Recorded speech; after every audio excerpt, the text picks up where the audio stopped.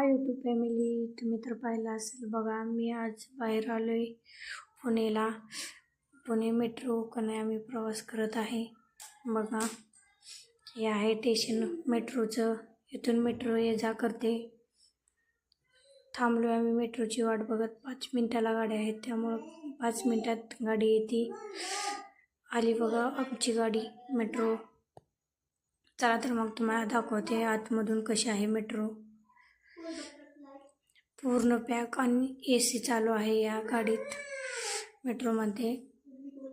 हे बघा सईचे पप्पा सई बसले आहे. खूप आरामदायी प्रवास झाला आहे आता आणि खूप लवकर पोचतं मेट्रोनी.